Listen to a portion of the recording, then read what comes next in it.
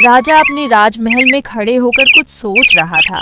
तभी एक गरीब आदमी राजा के पास गया और कहा, महाराज, कृपया मुझे 5,000 रुपये कर्ज दें। मैं इसे 5 साल में वापस कर दूंगा।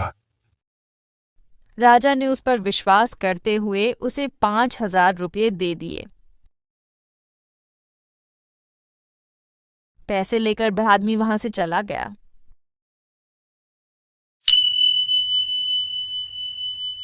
5 साल बाद जब वह आदमी कर्ज नहीं लौटा सका तो राजा को मजबूरन उसके घर जाना पड़ा।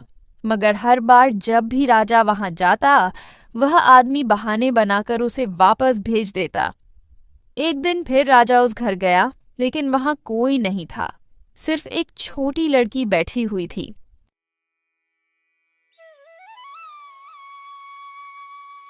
राजा ने पूछा, तुम्हारे पिता कहाँ हैं?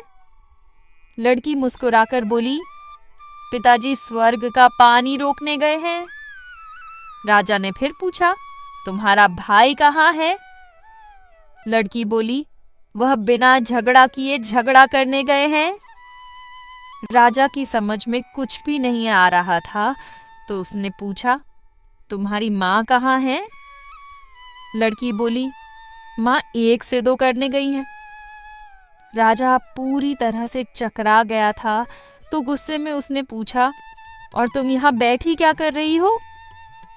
लड़की हंसते हुए बोली, मैं घर बैठकर संसार देख रही हूँ।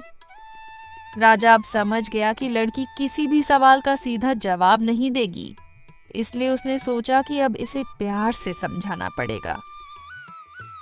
राजा को गुस्सा तो बहुत आ रहा था, और आता भी क्यों ना, एक तो बहर राजा था, उसके अलावा उसे अपने ही पैसे जिसे उसने बिना किसी ब्याज के तरस खाकर उस गरीब आदमी को दिए थे, खुद ही मांगने उसके घर जाना पड़ा। उस पर से पैसे तो नहीं मिले थे, और इस लड़की ने उसे उल्टा सवालों में फंसा दिया। राजा इतना तो समझ चुका था कि ये लड़की बहुत ही शातिर है, इसलिए राजा ने भी होशियारी दिखाई और राजा ने किसी तरह अपने गुस्से को शांत किया और हंसते हुए पूछा, बेटी, तुमने जो जवाब दिए उनका मतलब क्या है? मैं कुछ समझ नहीं पा रहा हूँ। क्या तुम मुझे सीधे सीधे बताओगी? लड़की मुस्कुराते हुए बोली, अगर मैं आपको सभी बातों का मतलब समझा दूं, तो आप मुझे क्या देंगे? राजा की जिज्ञासा बढ़ी और उसने कहा, जो भी तुम मांगोगी मैं वह दूंगा। लड़की ने कहा, अगर आप मेरे पिताजी का सारा कर्ज माफ कर देंगे तो मैं आपको सब कुछ समझा दूंगी। राजा ने तुरंत कहा, ठीक है, मैं तुम्हारे पिताजी का कर्ज माफ कर दूंगा। अब तुम मुझे सारी बातों का मतलब समझा दो। लड़की बोली, महाराज, आज मैं आपको सारी बातों का अर्थ नहीं बता सकती। कृपा कर आप कल आइए, मैं कल सब कुछ बता दूंगी।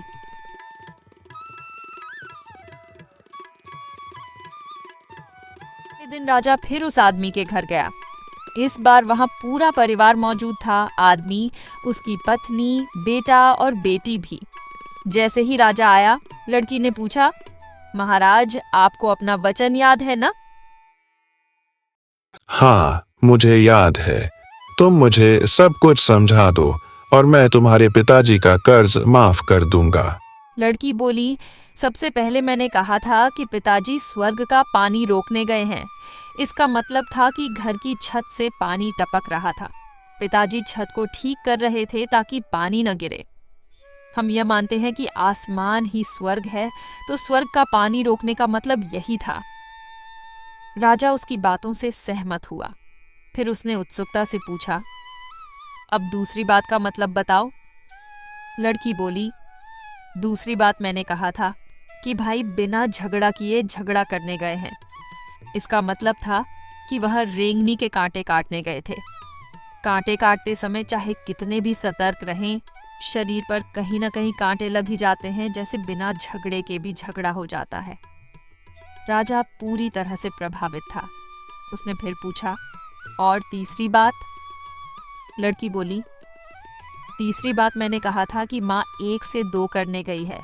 इसका मतलब था कि माँ अरहर की दाल पीस रही थी। साबुत दाल को पीसने पर एक दाना 2 टुकड़ों में बंट जाता है।